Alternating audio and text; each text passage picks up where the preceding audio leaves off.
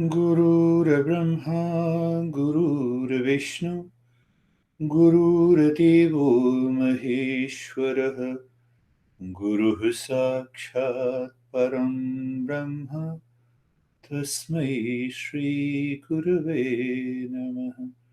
Tasmai Shri Gurave Namaha.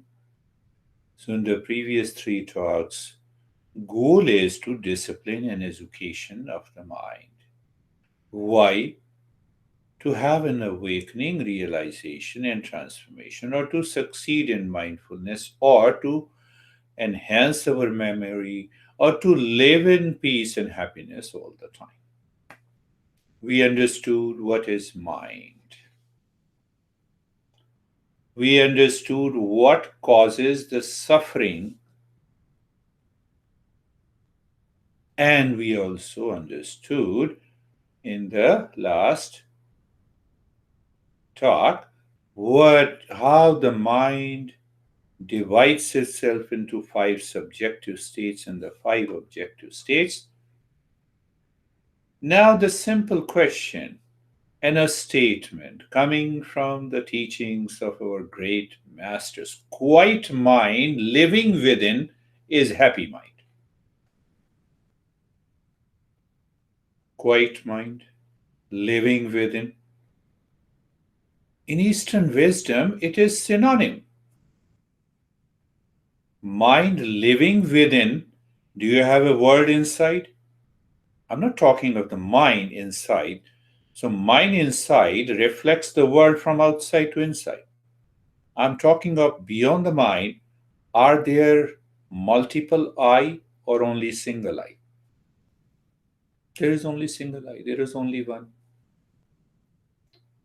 So, what is the education? If we ask the mind, come on, leave the word as it is, start living within. So, there is only one. So you experience this state of the quietness when your mind, you know how to withdraw the mind from the world outside and move within and live within. That makes the mind quiet.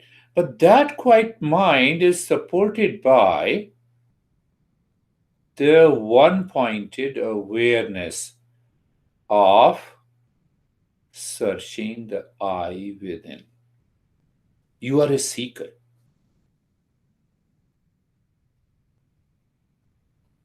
Huh? In the last talk, we understand there are five subjective states of the mind. So we have to minimize the frequency of the first three states of the mind, that is, wandering, forgetfulness, and crazy and obsessed mind. So, what is left? The one pointedness. So, what is that one pointedness mind? It is looking only for one whole. And what is that whole? It is my true nature. It becomes quiet before it enters into the highest state of mindfulness or meditation, which is known as samadhi. We can understand the same thing in a different way. What is this world outside? Our great master says, Krishna says, entire world can be classified into three categories: time, desh, kala, vastu. Desh, place, location. Either you are at work listening to me, or at home, or don't listen while driving. So, first factor. Second factor, object. That object includes people, gadgets, everything in the world, which can be understood as an object. It may be a tangible, intangible, living. No. And third is the time. So it is the mind that divides the time into past, present, and future. It is the same mind that divides the place, labels, office, street, highway, mansion, and so on. Long list. And same thing, it divides the objects. Are you getting it? Now, all the three creates an event, which we say my birthday, party, anniversary. I'm working at my workplace. I'm cooking in the kitchen. You see, all this word. Because we live with multiple events during the day, it causes the impressions in my mind. Those impressions triggers and creates not only multiple events but also multiple impressions in our life. And these impressions pulls my mind outside to repeat it. Why to repeat it? For pleasure, to avoid pain. So what happens? I do not. No.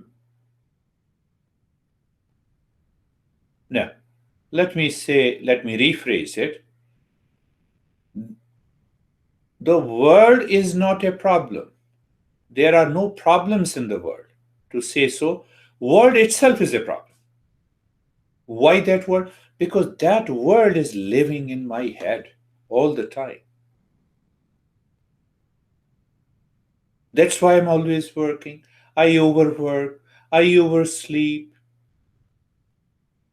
You can use millions of phrases. The what the master says, quiet mind. Living within is a happy mind. That is the journey we have to undertake. When we talk about mindfulness, when we talk about real yoga, not the popular notion of yoga.